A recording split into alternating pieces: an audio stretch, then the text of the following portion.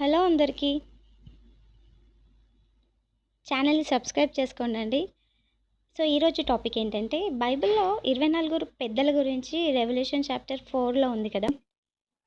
ప్రకటన గ్రంథంలో 4వ అధ్యాయంలో జాన్ గారు చెప్తారు కదా! సింహాసనం ముందు 24 పెద్దల గురించి. సో, పరలోకంలో 24 పెద్దలున్నట్టుగా మనకు కనబడుతుంది.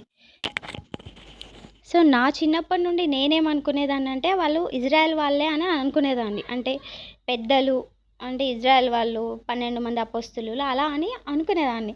సో, అది రాంగ్ అని నాకొక 5 ఇయర్స్ బ్యాక్ తెలిసింది. అప్పటికి ఒక చిన్న డౌట్ ఉండే. ఎంత జీసస్ మీద లవ్ ఉన్నా గానీ, బైబిల్ అంటే ఎఫెక్షన్ ఉన్నా గానీ, ఒక చిన్న ఫీలింగ్ ఉంటుండే.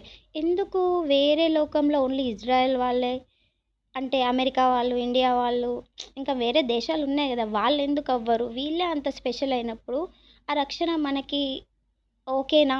కరెక్టేనా? అన్న క్వెషన్స్ చాలా ఉంటుండే నాకు.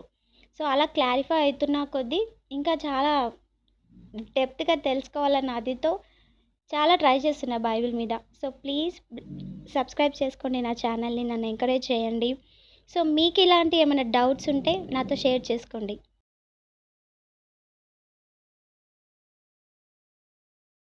సో, ఇది మీరైతే ఏమనుకుంటున్నారు?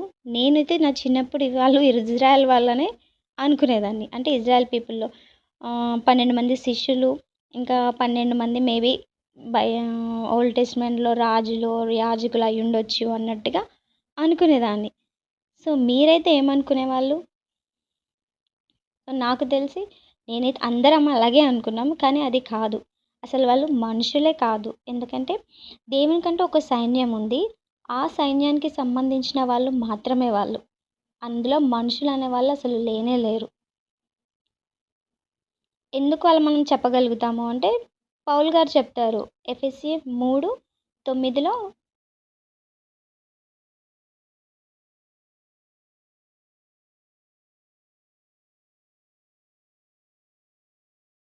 పరలోకంలో పరలోక సైన్యం ఉందని, అందులో ప్రధానులున్నారని, ఆ ప్రధానులు పెద్దలే ఈ భూమి మీద జరుగుతున్న సంఘంలో జరుగుతున్న వాటికి రక్షణ గురించి కానీ, యేసుక్రీస్తుని గురించి చెప్పడం కానీ, తెలియపరచడం కానీ, సంఘాన్ని నడిపించడం ఆ సైన్యం నడిపిస్తున్నట్టుగా చెప్తారు.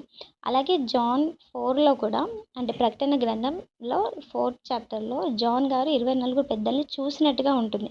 ఇప్పుడు జాన్ అపొస్తలుడే కాబట్టి ఆయన చనిపోకముందే 24 పెద్దల్ని ఆయన ఆల్రెడీ చూసారు. సో, తనని తానైతే చూసుకొనుంటే మనకి చెప్పుండేవాళ్ళు కదా! సో, ఆల్రెడీ ఆయన బ్రతికున్నా గానీ 24 పెద్దల్ని చూసారు అంటే, సో, వాళ్ళు వీళ్ళు అసలు మనుషులు కాదు అనే కదా! సో, ఈ టాపిక్ మీకు నచ్చినట్టయితే ప్లీజ్ సబ్స్క్రైబ్. Thank you.